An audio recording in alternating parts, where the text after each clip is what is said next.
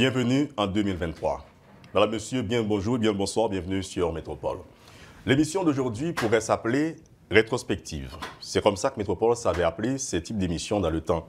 Mais aujourd'hui, on va faire une émission que nous appelons bilan et perspective. Bilan de l'année 2022 et perspective pour 2023. On sait que l'année 2022 a été marquée par mes événements, que ce soit sur le plan politique, économique, sécuritaire, international notamment, on pourrait dire diplomatique, mais c'est en rapport avec notre pays, Haïti. Aujourd'hui, on va faire le bilan de l'année 2022 qui, pour certains, serait ou est déjà une année regrettable, une année à oublier sur plusieurs points ou pour plusieurs raisons.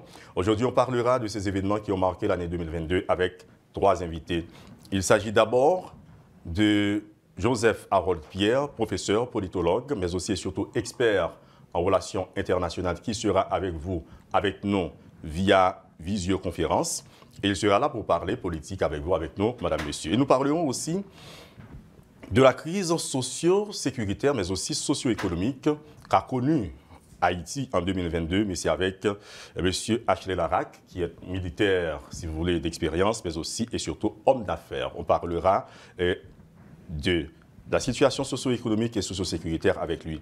Et pour parler justice, bilan judiciaire sur cette année, s'il le faut, que le pays a connu, on aura avec nous, avec vous, Maître Patrick Laurent pour un bilan et sur le plan judiciaire en ce qui a trait à ce que le pays a connu comme situation, je dirais, socio-sécuritaire en liaison ou en lien avec la justice. Rebonjour, rebonsoir à vous tous et à vous toutes. À tour de rôle, comme nous venons de le faire, nous allons vous présenter, mais aussi et surtout saluer vos invités, nos invités. Et puisqu'on a commencé avec le professeur Joseph Harold Pierre, mais on revient sur le plateau avec Monsieur Ashley Larac. Bonjour, bonsoir.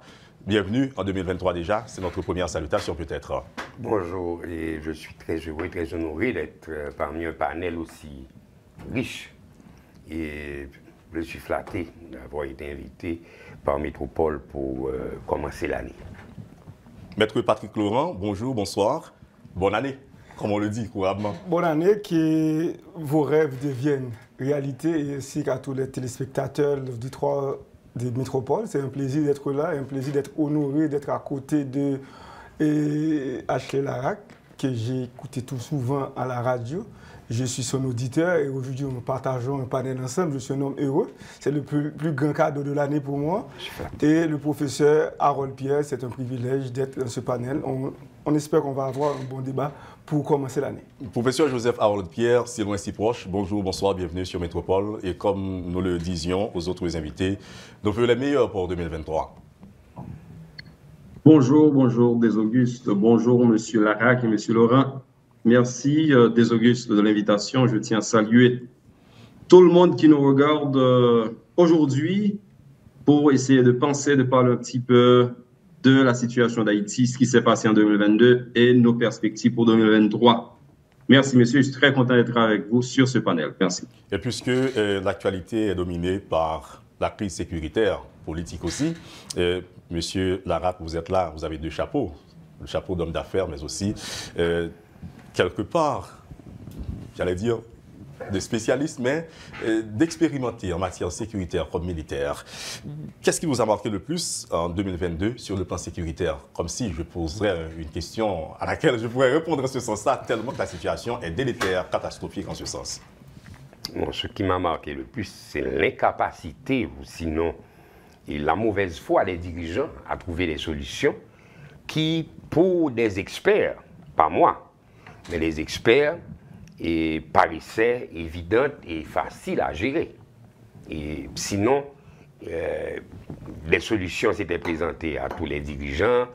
Et enfin, quand je parle de dirigeants, je parle tant des nantis du secteur privé qui ont leur rôle à jouer, que des dirigeants politiques eux-mêmes, que des partis politiques et de la société civile en général.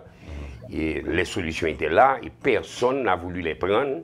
On est resté dans un combat de propositions pour des contestations, enfin, à ne plus finir, c'est comme si on s'embourbait dans des choses qui n'avaient plus de sens. C'est-à-dire, nous sommes en train de discuter gouvernance alors qu'il n'y a plus rien à gouverner de nos jours. Il n'y a plus rien à diriger. Nous aurions dû, à mon avis, nous concentrer sur des secteurs bien déterminés. Il y a la crise du choléra qui fait des ravages ces jours-ci, personne n'en tient compte. Ce sont des entrefilets qui sont faits dans les journaux disant qu'il y a 1280 morts du choléra et personne n'a l'air de s'en inquiéter. Il y a, à Bon Repos, récemment, en fin d'année, il y a eu plusieurs morts, plusieurs véhicules incendiés, des pompes à essence incendiées, mais c'est passé. Personne n'a l'air de s'en inquiéter. Le jour d'après, on ne s'en soucie plus. Il y a des milliers d'emplois perdus, mais on n'a pas l'air de s'en inquiéter trop non plus. Ce sont des emplois, on ne cherche même pas. Il n'y a aucune phrase à avoir été dite par aucun membre du gouvernement, ni du secteur privé d'ailleurs, pour regagner ces emplois-là. Nous sommes dans une situation où Martissan est resté bloqué. Ou sinon, ils ont changé le blocage de la route de Martissan en espace de payage, parce qu'il faut payer pour traverser Martissan maintenant. Donc, ce que l'État aurait dû prendre en main depuis avant, mettre des stations de payage pour faciliter la rentrée des caisses de l'État, eh bien, ce sont les bandits qui le font. Ça veut dire que nos dirigeants ont été remplacés par des chefs de gang qui décident dans différentes régions du pays comment est-ce qu'on doit fonctionner. Et tout. Donc ça veut dire que les prévisions de certains de nos historiens se sont avérées et réalisables ou réalisées. On se souvient de cette déclaration qu'a faite Michel Sokar en disant que le jour viendrait, et il est déjà venu, où des personnalités demanderaient à un chef de gang la permission de sortir, de rentrer à la maison. Ce qui se passe aujourd'hui, c'est comme l'effectivité, comme vous l'avez dit, la matérialisation de cette phrase. Et ceci résume tout le bilan de 2022 quelque part.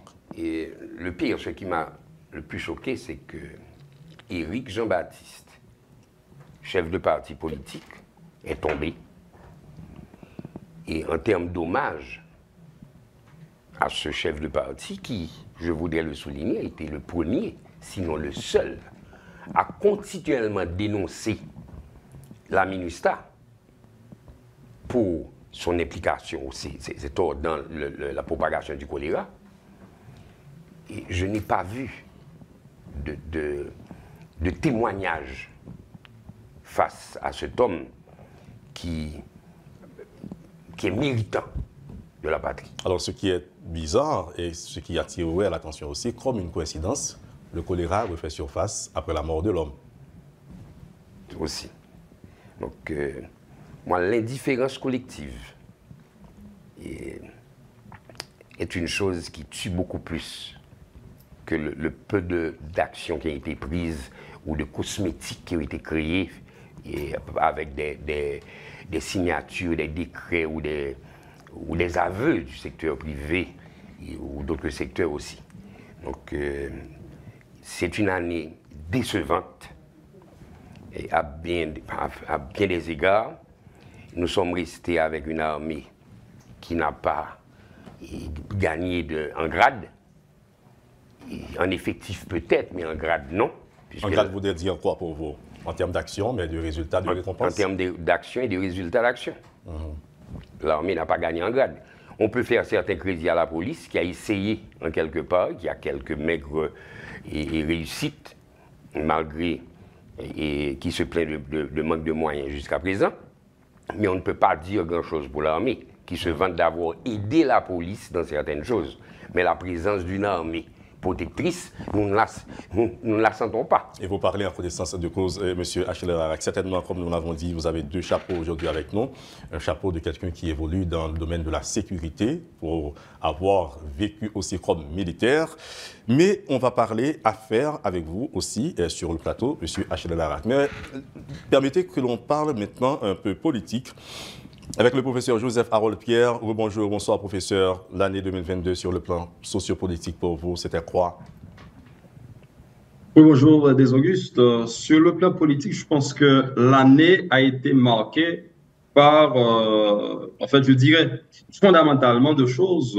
Les sanctions et l'idée d'une intervention militaire étrangère. Je pense que le sommet de la réalité politique haïtienne, c'est ça. Et qu'est-ce qu'on en pense? Je me suis dit que les sanctions si, elles sont devenues plus sévères, plus drastiques, et si elles durent plus longtemps, parce que jusqu'à maintenant, c'est la durée d'1 an, si elles durent plus longtemps, je pense que on est en face d'une occasion à ne pas rater, parce que ça peut donner la possibilité pour l'émergence ce que j'appelle une nouvelle classe politique en Haïti, et même ça peut aider à la reconfiguration du secteur économique, du secteur privé haïtien. Donc, pour moi, c'est ça le sommet de la réalité politique.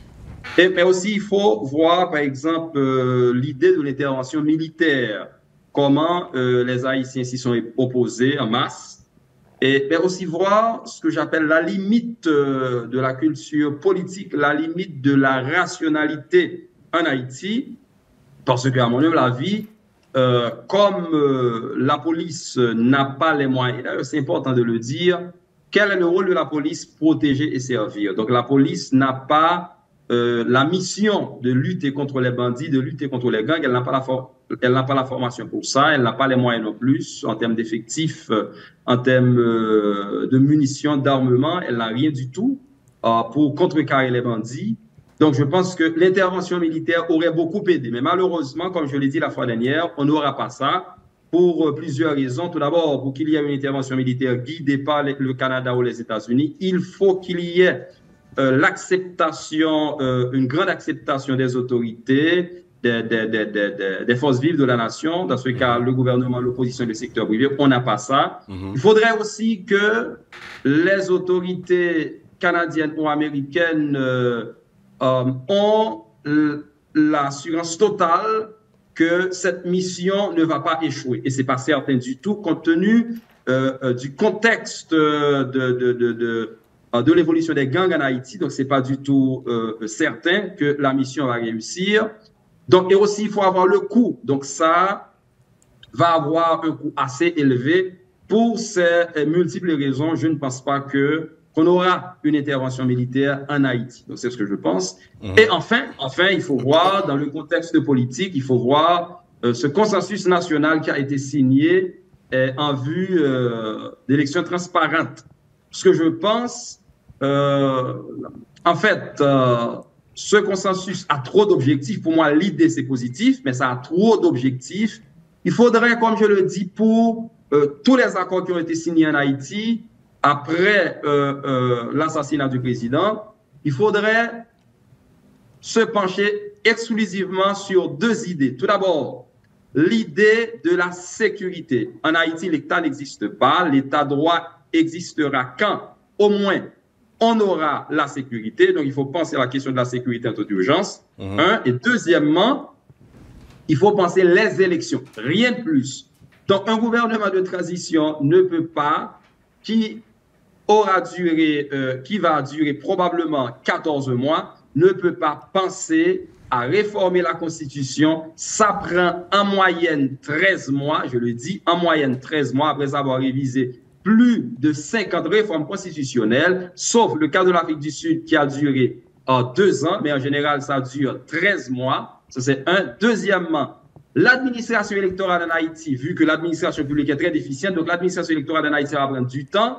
Donc, on ne peut pas penser réformer la Constitution, organiser des élections, et ensuite, ils ont pensé toute une série de politiques sociales et économiques. Ça n'a pas de sens, parce que c'est comme si les gens n'ont pas la capacité technique du tout pour penser les choses. Donc, il faudrait Merci seulement beaucoup, penser. professeur Joseph Harold Pierre. Mais aussi, je pense que du point de vue structurel, la structure des organes hauts, conseil de transition et ensuite l'organe de suivi des actions gouvernementales, je pense que aussi c'est difficile que ça fonctionne compte tenu de la culture politique d'Haïti. Voilà, en général, c'est ce que je pense du point de vue politique en Haïti. C'est 3 choses, c'est les sanctions, l'idée de l'intervention militaire et en tout dernier lieu, le consensus national qui est en marche maintenant. Et en gros, c'est ce qui a marqué l'année 2022 sur le plan sociopolitique en Haïti. Maître Patrick Laurent, on ne vous a pas encore donné le temps de faire vous-même votre bilan selon votre compréhension, votre expérience d'avocat aussi. Mais je peux commencer pour vous. On sait qu'on n'a pas de palais de justice et que les bandits l'ont pris d'assaut. Voilà, oui, c'est un fait très marquant et très étonnant aussi. puisque le lieu de la justice doit être un lieu de sécurité et un lieu de distribution de la justice, et malheureusement qui a été souillé, avili par les bandits sous le regard des autorités et impuissants. Bon, alors là, quand je viens d'écouter avec beaucoup de plaisir le tableau dressé par M. Larac et par le professeur Harold Pierre, alors on se demande où est le droit dans tout ça. Parce qu'au fait, la présentation, ou bien les présentations qui ont été faites, auraient dû être scellées par le droit pour éviter le pire, pour réparer ou bien pour punir. Maintenant, si nous parlons de ce qui s'est passé en 2022, bon, voilà. Quand on parle dans le langage judiciaire, l'année judiciaire, nous sommes à cheval sur 2 années judiciaires à la fin de cette année. Puisqu'en fait, la première année judiciaire commence déjà en octobre 2021 pour se terminer en septembre 2022. Et deuxième année judiciaire maintenant, c'est octobre 2022 pour 2023. Alors, ce qu'on pourrait dire sur le plan judiciaire, comme je dirais, où est le droit? On cherche le droit, on ne le trouve pas. On ne le trouve pas parce que les problèmes posés au niveau de la société, il n'y a pas de réponse politique. D'abord, sur le plan constitutionnel, quand on parle du gouvernement, et quelle est la légitimité de ce gouvernement en place, où il devrait puiser sa légitimité, tout au moins dans la Constitution. Or, la Constitution, maintenant, paraît inapplicable, inadaptée, la Constitution paraît absente. C'est pourquoi il y a un professeur qui disait « nous sommes dans un désert constitutionnel ». Donc, ce qui signifie maintenant, on n'a pas de référence légale pour appuyer ou bien pour supporter nos engagements sur le plan politique. Là, donc, ce qui veut dire que nous sommes complètement en dehors de la loi et nous ne sommes pas, sur le plan strict, dans un état de droit. Et puisque ce n'est pas la loi qui gouverne, qui donne le ton. Malheureusement, c'est ça que nous constatons. C'est pourquoi, quand on parle de sécurité, des bandits qui ont mis des stations de péage, c'est parce qu'il y a un vide, il y a l'absence de l'État, et à ce moment-là, la faiblesse, si vous voulez, des institutions étatiques, en particulier, nous sommes dans le domaine judiciaire, dans le domaine de la justice, mais il faudrait que la justice ne peut pas s'auto-saisir. S'il y a un bandit qui donne des problèmes, il faut que la police intervienne et achemine ces gens-là par devant les autorités judiciaires. Pourquoi? Parce que la justice sans la force est nulle. La force sans la justice est arbitraire. Donc ce qui veut dire, c'est 2 beaux ménages entre la justice et la force. Bon, alors si on prend le bilan en termes d'institutions, au niveau de Port-au-Prince, pas de palais de justice jusqu'à présent, et au début de l'année, la plus grande juridiction haïtienne se trouve coincée dans un petit bureau de l'OPC, cédé par l'OPC sur la Lue, et qui est un bureau qui abrite 3 institutions, il y a même 4, il y a l'OPC, qui garde un bureau quand même, il y a le parquet, il y a l'officier d'état civil de la section S, et il y a le tribunal civil. Donc vous imaginez, comment c'est. En termes d'institutions, nous avons passé une année sans cours de cassation.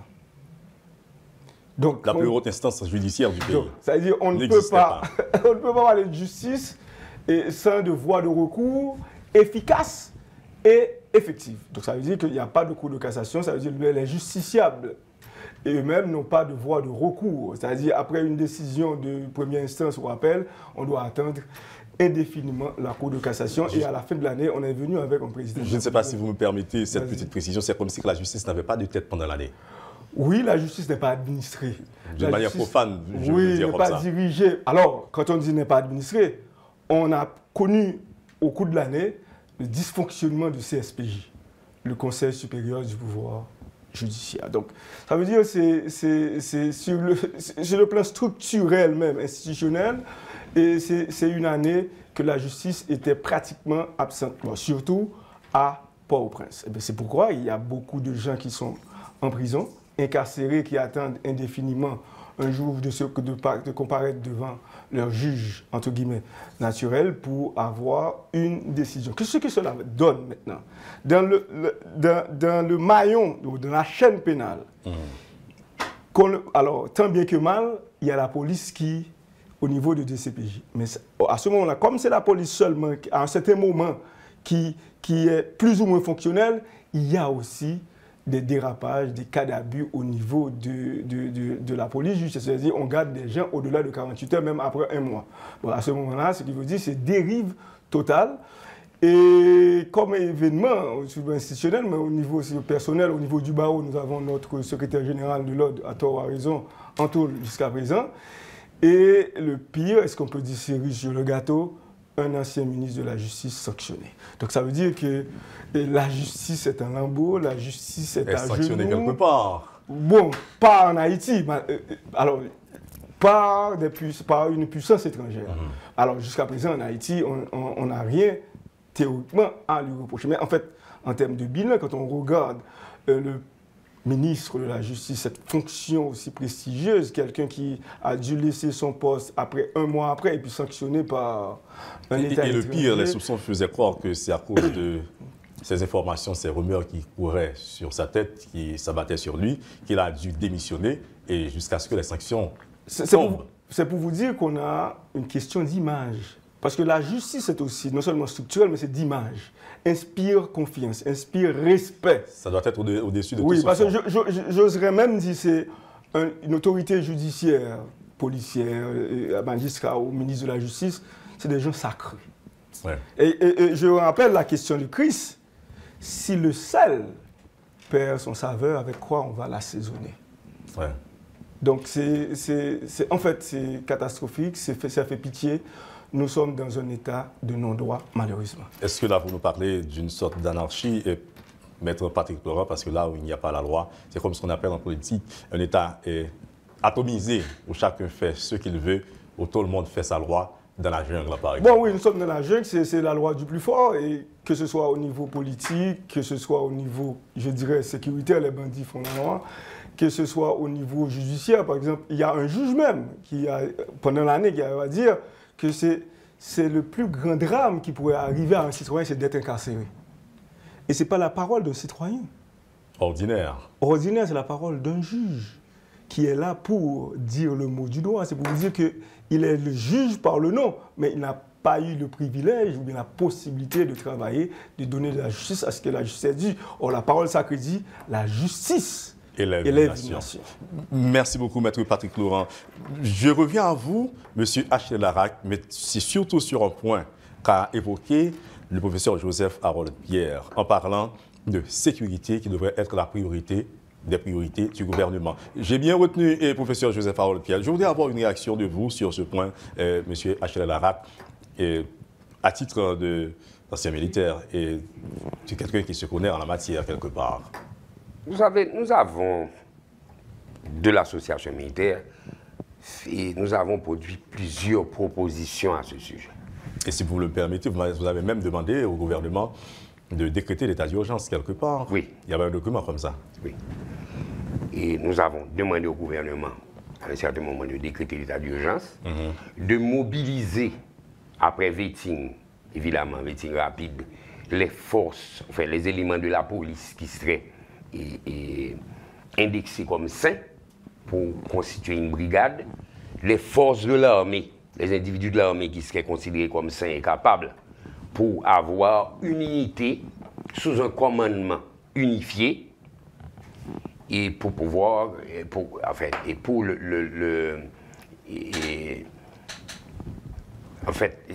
adresser le problème du banditisme. Ça n'a pas été écouté. De temps à autre, on entend que les forces de police font appel aux forces armées ou bien simplement au corps du génie de l'armée pour pouvoir venir avec des tracteurs, déblayer des maisons, écraser des maisons ou faire des choses comme ça. Mais comme intervention militaire, nous n'avons pas vu grand-chose. D'abord, l'armée n'est pas équipée non plus, puisque la dernière parade faite par les militaires, c'est avec des fusils M1, ce qui n'existe plus depuis la Deuxième Guerre mondiale d'ailleurs. Aucun pays de la Terre, à part le nôtre, ne parade avec un fusil datant de la Deuxième Guerre mondiale. Ça n'existe pas. Vous montrez quelle est la faiblesse de l'armée. Et bon, l'armée reflète ce que son commandement est. Nous avons un commandement de septuagénaire. Le commandement de l'armée, ce sont les gens qui ont 80 ans et plus, 70 ans et presque 80. Donc on ne peut pas s'attendre à ce qu'ils s'étonnent que ce soit avec des moines que leurs soldats défilent. Donc, vous voulez nous dire qu'au état-major de l'armée, il n'y a pas de pensée moderne dans ce sens-là? Il n'y a pas de pensée moderne au état-major de l'armée. Nous leur avons proposé à eux aussi la modernisation de l'armée. Et ce qu'ils ont beaucoup de peine à concevoir eux-mêmes, puisqu'ils dépendent d'un ministère de la Justice qui est dirigé par un ministre qui n'a aucune expérience de l'armée. Et dont un ancien ministre a été sanctionné par l'international. On parle du ministère de la Justice. Non, ce n'est pas la justice, ça, c'est le ministère de la Défense. De la Défense, pardon. Le ministère de la Justice, c'est pour la police. Oui, oui. Le ministère de la Défense, il n'y a jamais eu un ministre de la Défense à être un ancien militaire ou à avoir une idée particulière de ce que c'est que l'organisation d'une armée. Donc, ils ne peuvent pas comprendre ce que c'est que le fonctionnement d'une armée. C'est complètement une dichotomie entre le ministère de la Défense et l'armée. Là, on parle encore de la tête. Définitivement. Donc, ça veut dire que les choix ont été mal faits. Le commandement, l'état-major de l'armée ne répond pas aux exigences d'une armée moderne ou à la situation actuelle. Vous avez des officiers qui n'ont jamais, enfin des commandants qui n'ont jamais eu à faire face à une situation de délinquance comme on l'a eu aujourd'hui. Ou de crise globale tout court. Ça veut dire qu'il faudrait prendre des gens d'expérience. Il y a des jeunes qui ont été formés, il y a des officiers plus jeunes qui sont bien mieux formés et qui peuvent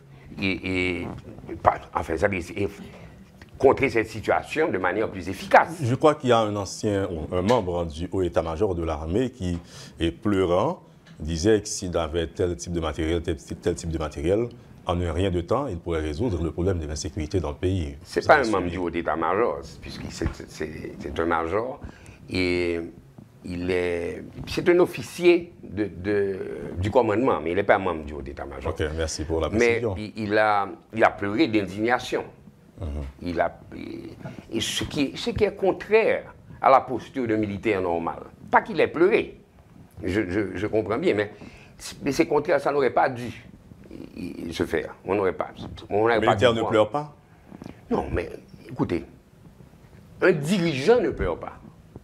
Il ne s'agit pas d'un militaire. Si un président se mettait à pleurer devant son peuple, ça voudrait dire quoi? Si un ministre pleurait devant son peuple, ça voudrait dire quoi? Ça veut dire que c'est pas... Je le comprends. Il a pleuré de désespoir. C'est compréhensible. Mais nous ne sommes pas là. Nous avons une situation de délinquance qui ruine tout le pays. On n'aurait pas dû avoir des gens responsables de la sécurité d'une nation à pleurer pour dire, écoutez, nous ne pouvons pas. Ça vous met dans quelle position? Celui qui doit vous défendre, celui qui est détenteur légalement de la force, pleure. Alors qu'est-ce que vous devez faire? Fuir. C'est un mauvais message qui a été adressé. Mais ça aurait dû interpeller les membres de l'état-major pour que d'autres décisions soient prises. Maintenant, face à cette situation, M. Achille Larac, il y a cette demande d'une intervention militaire qui a été faite donc, vers l'international. Et le débat aujourd'hui est presque axé sur ce point-là. Donc, demande militaire, intervention militaire, oui ou non. L'international intervient, écoutez, les États-Unis annoncent pour avant janvier 2023 de cette année. Et le Canada est un peu réticent. C'est-à-dire le débat est encore là. Et même l'international demande un consensus international pour venir intervenir en Haïti, qui devrait avoir un consensus national. Débat global sur une situation de crise sécuritaire et politique. À ce sujet, mon point de vue est très clair. D'abord, M. Ariel Henry, en tant que Premier ministre, n'a pas la légitimité pour demander ce genre de choses. Donc, il n'aurait pas dû pouvoir le faire. L'international a très certainement suggéré que cette demande lui soit faite, puisqu'il y a des intérêts ici. L'international, de son côté, a l'obligation de venir, d'envoyer une force en support, parce qu'ils sont responsables de l'état actuel des choses. Nous ne sommes pas les seuls responsables en tant qu'Haïtiens. Ils doivent accepter la responsabilité partagée, parce qu'ils ont eux-mêmes formé la police. Mais si la police est mal formée aujourd'hui, ce n'est pas de ma responsabilité. Ce sont eux qui étaient les professeurs, ce sont eux qui dictent toutes les choses. Il n'y a aucun bureau de l'état-major de la police à ne pas avoir jouxtant le bureau du directeur général, un étranger assis à côté. Ah bon? Évidemment. Il y a toujours un étranger assis à côté. Donc L'international ne peut pas venir me dire que ma police est défaillante. Maintenant, qui obéit à qui? Ah, moi je crois que le blanc est sollicité. Ce n'est pas qu'on lui obéisse, il est sollicité. Le professeur Manigat l'a dit une fois. Et sur ce point-là, il a raison. Quand le blanc ne donne pas d'ordre, nos responsables sollicitent du blanc qu'il leur donne un ordre. Alors, le professeur Manigat disait qu'on a la volonté d'être esclave.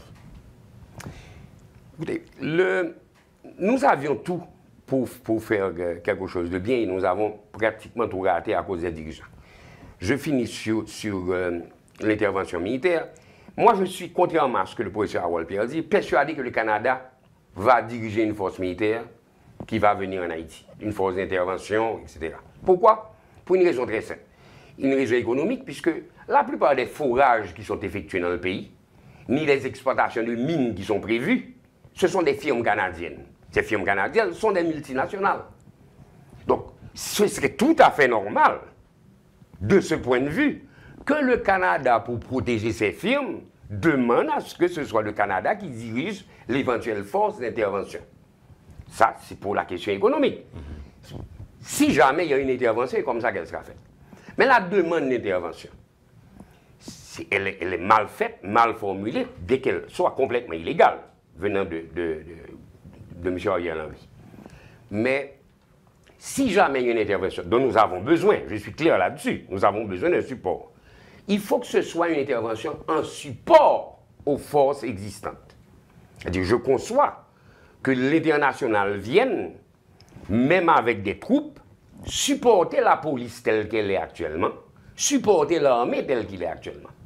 Mais il y a cette demande qu'avait faite le major, comme vous l'avez dit, M. Achille Lara, pourquoi ne pas accompagner les forces armées d'Haïti d'abord et les mettre à l'épreuve et voir ce que ces nouveaux soldats ont dans le ventre avant même de penser à peut-être venir. Pourquoi ne pas accompagner sur le plan matériel? On sait qu'il y a cette commande de matériel militaire et policier qui a été faite. Jusqu'à présent, rien fait, en termes de consistance, de substantiel, n'arrive encore sur le terrain. Depuis la remobilisation de l'armée d'Haïti, l'Américain refuse la livraison d'armes aux forces armées d'Haïti. Donc, ils n'ont rien pu obtenir de ce côté-là. Armée sans armes. Il y a eu beaucoup de scandales à ce sujet, beaucoup de choses. Il y avait même une commande de 400 fusils mitrailleurs qui ont été saisis par les États-Unis et sous exigence de les remettre à la police et pas à l'armée. Donc, il y a une volonté manifeste de ne pas équiper l'armée. Pour des problèmes très simples qui auraient pu être réglés diplomatiquement, parce qu'ils ont, dans le département d'État, une clause disant qu'il y a une suspicion de... ils appellent ça... suspicion of gross human rights violation, de violation des droits humains. Puisqu'il y a probablement des officiers faisant partie de l'armée qui étaient sous le commandement de Raoul Cedras à l'époque, où son commandement avait été, et il y avait certaines personnes nommées comme suspicion de violation des droits humains. Et rappelez-vous, à Saint-Marc, le massacre qui avait eu à la Syrie, des choses comme ça, où c'était des militaires qui avaient participé.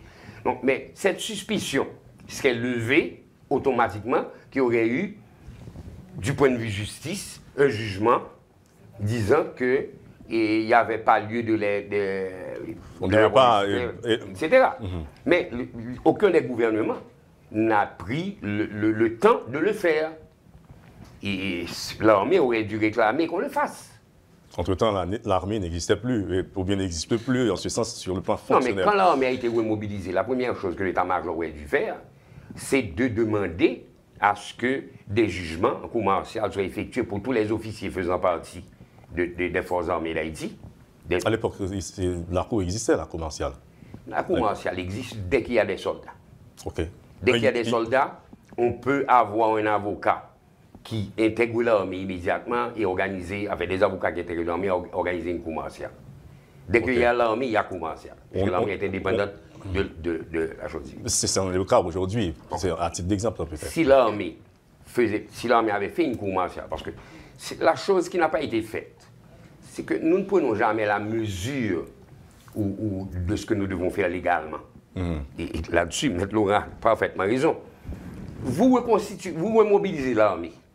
il faut d'abord savoir pourquoi elle a été démobilisée. Si l'armée a été démobilisée, ça veut dire qu'il y avait eu des accusations contre des méfaits ou des actes faits par l'armée. Donc, si on vous remobilise, il faut vous laver de toutes les accusations qui avaient été faites. Donc, profitez de cette remobilisation-là. Prenez le temps de faire un procès en bonne et due forme pour réhabiliter votre armée. Le major Diono Alexandre, qui est secrétaire général de l'association militaire, l'a clamé régulièrement et a recommandé ce genre de choses régulièrement. Il fallait faire un procès, une cour martiale, un procès, pour que le gouvernement public disant que les membres de l'état-major et tel ne sont responsables de rien, l'armée a été épurée de mauvais éléments. Dites quelque chose puisque vous aviez été sanctionné comme suspicion. Donc, réhabilitez votre armée.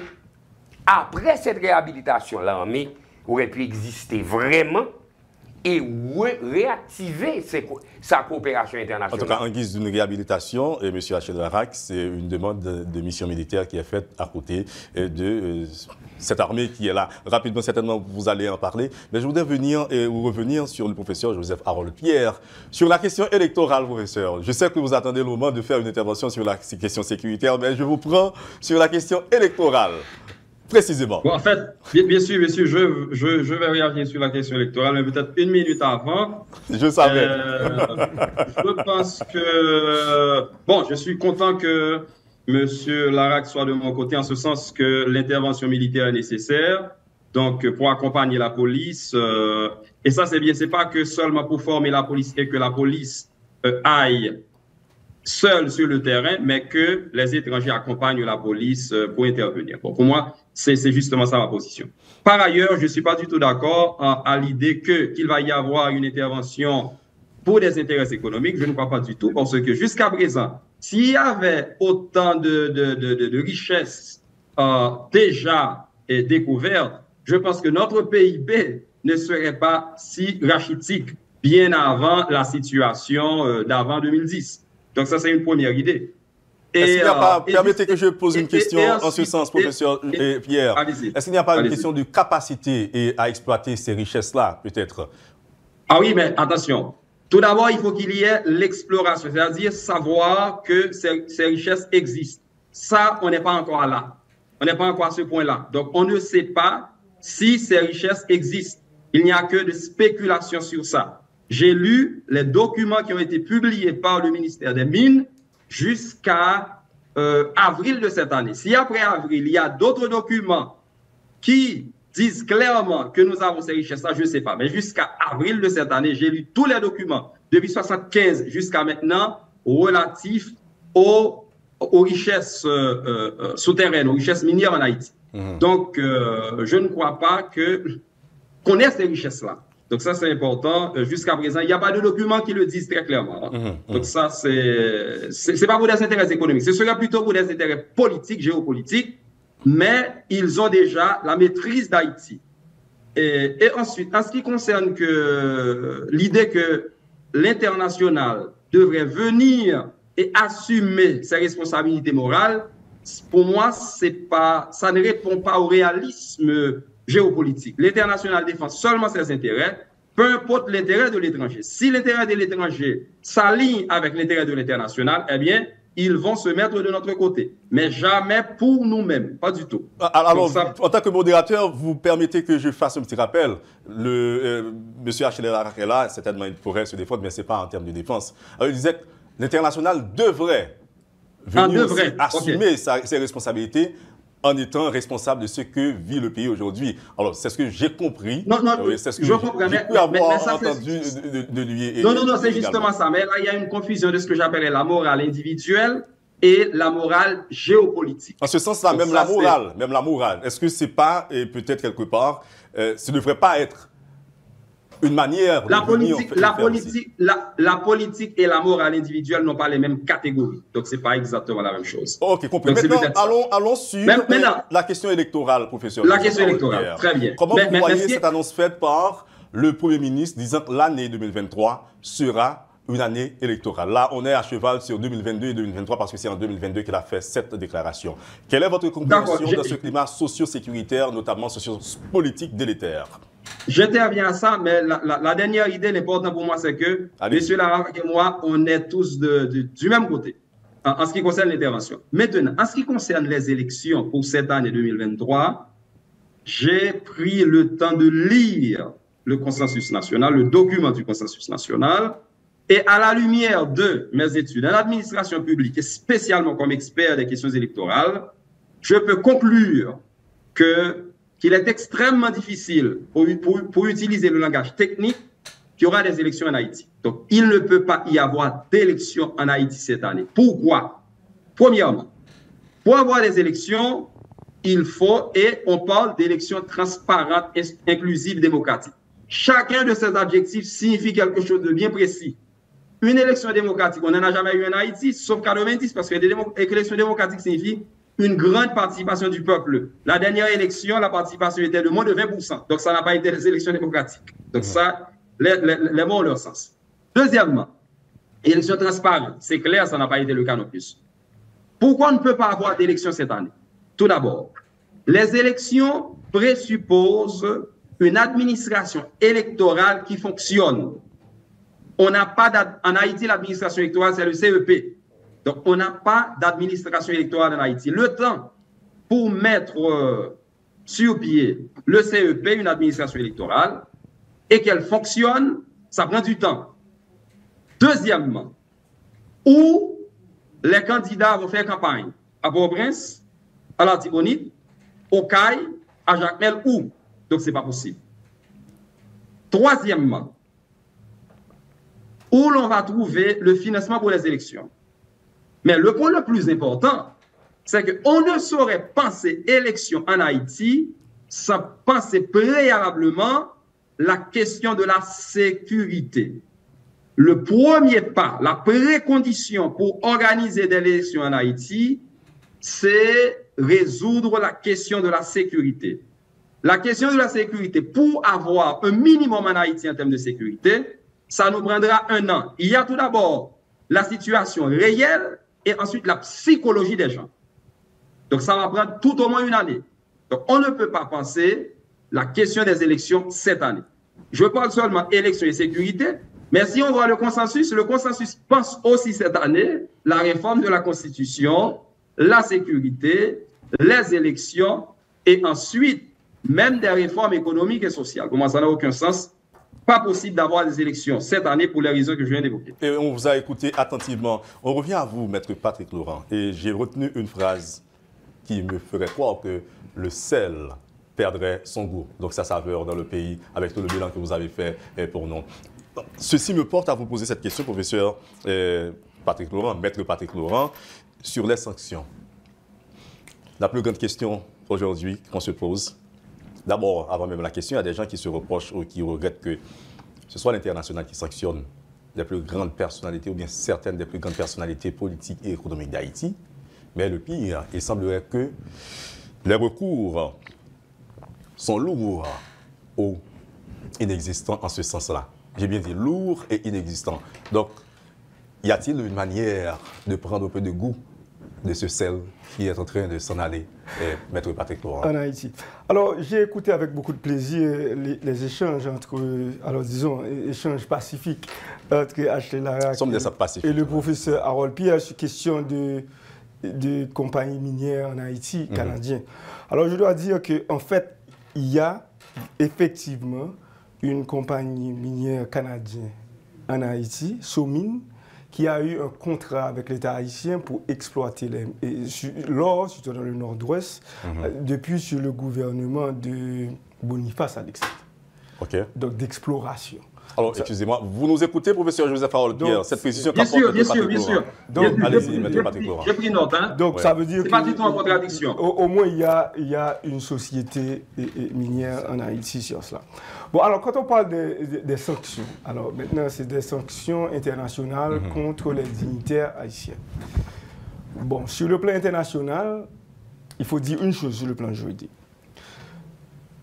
Une décision d'un État souverain n'est pas automatiquement exécutoire sur le sol national.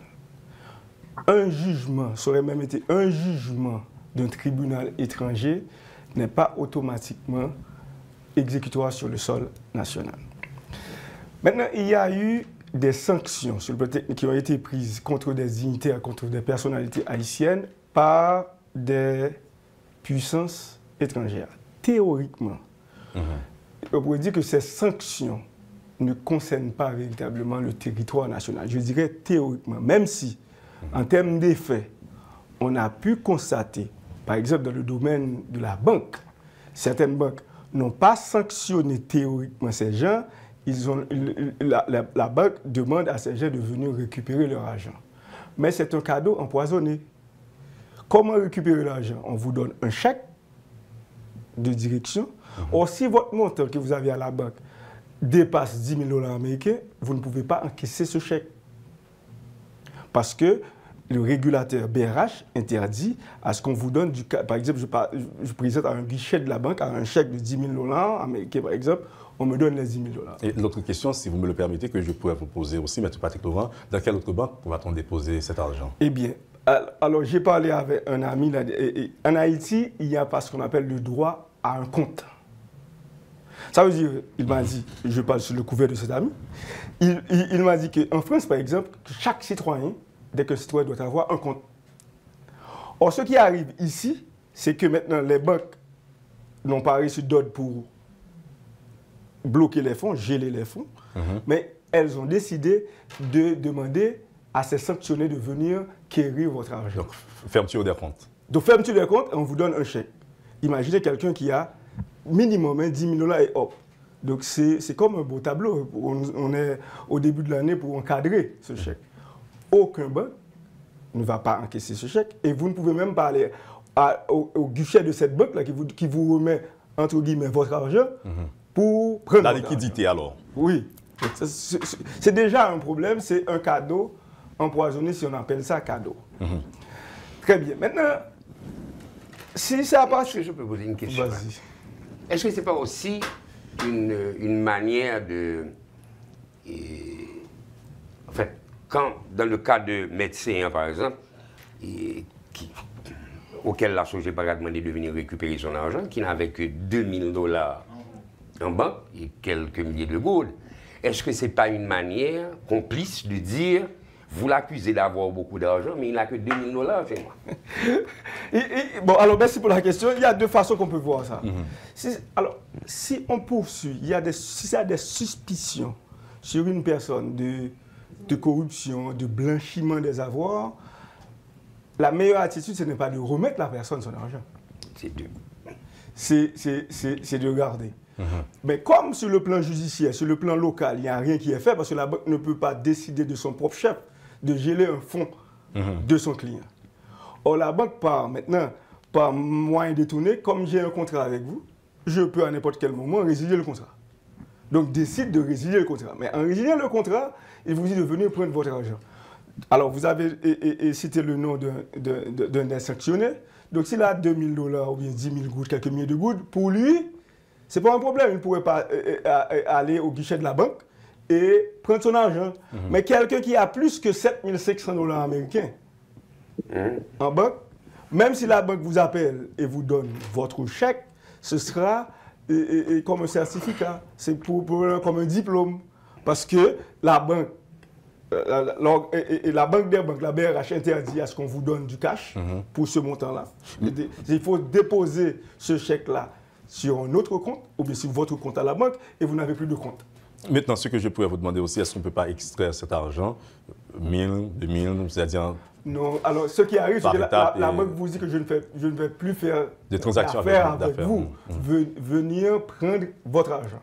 Ok, là, c'est un problème. La deuxième chose... Les recours, c'est peut-être... Bon, alors les recours, vous allez dire ça c'est chacun avec leur avocat pour imaginer le recours possible. Je sais mon argent, comment quérir mon argent. Bon, alors là, c'est... Non, j'allais parler pour les sanctions, M. Patrick. Ah, ok, les sanctions. Il y a les recours. Bon. Sur le plan international, par exemple, si des sanctions qui ont été prises par le département du Trésor américain, il n'y a pas, à proprement parler, un recours judiciaire à la justice américaine. Mais on peut faire un recours au niveau du Trésor même pour demander réexaminer. Il semblerait qu'il y avait un problème. Il semblerait que mon dossier, il y a des informations que vous avez données que vous vous êtes trompé de bonne foi, ou bien je suis disposé à vous donner des informations, etc. Mais là encore, le département du Trésor n'est pas obligé de vous répondre. Mais quand même, c'est mieux que rien.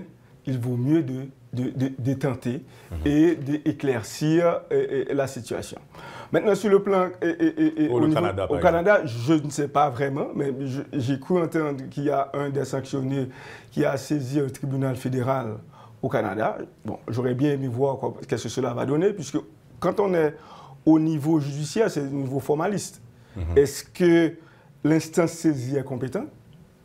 Parce qu'au niveau de la compétence, le juge peut bien voir qu'il s'agit là d'un cas d'abus, mais il dit que la loi ne nous donne pas cette compétence pour examiner cela. Les compétences juridiques en raison de la matière. Les compétences rationnées matérielles, si on peut employer un terme technique, en raison de la matière. Parce qu'au fond, quand il y a plusieurs formes de sanctions, gel des avoirs et interdiction de voyager. Ça rentre dans la souveraineté de l'État. Je décide qui peut venir chez moi ou qui ne peut pas venir. Donc à ce moment-là, vous ne pouvez pas intenter une action contre moi parce que vous êtes interdit de venir à la maison.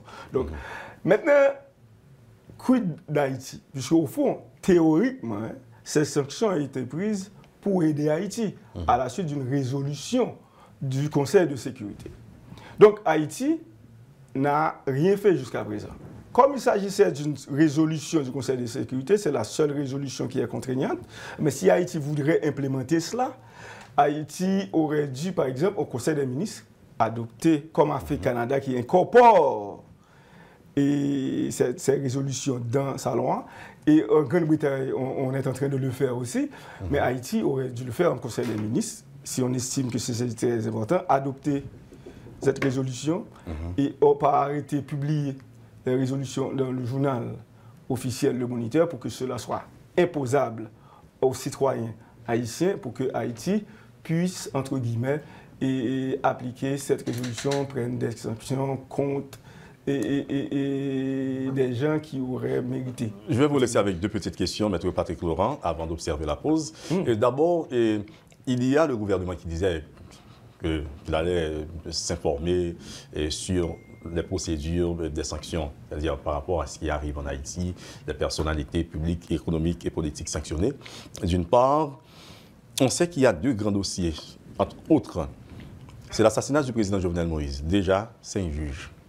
Déjà, vraiment, 5 juges sur le dossier et aucun résultat en termes de résultat d'enquête que ces instructeurs, ces juges instructeurs conduisaient sur le dossier de l'assassinat du président Jovenel Moïse. Maintenant, Maître Dorval, son assassinat, le bâtonnier, Montferré Dorval a été assassiné. On ne se souvient même pas du nombre de juges qui assurent son cas. Les dernières informations faisaient croire qu'il n'y avait pas de juge instructeur sur son dossier. Vous nous en parlerez après. Et je vous laisse avec ces deux petites questions. Je reviens à vous, Monsieur H. Larac, je vous laisserai avec deux questions aussi. Avant 10 janvier, une mission militaire devrait arriver en Haïti.